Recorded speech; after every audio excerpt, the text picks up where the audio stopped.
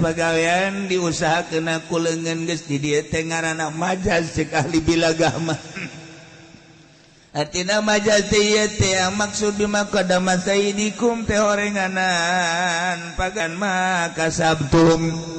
Berarti atuh subha makasabtum bimakadama sayyidikum sarwajeun kos kitu. Nah, iyalah bahasa-bahasa ahli bilaga. Wayalah sakitu kade pagawean-pagawean urang. Khusus jang urang masing-masing umumna jang sanagara. Lamun geus pagaweanana teu sesuai jeung aturan Allah, Allah moal enggan-enggan pasti nyiksa.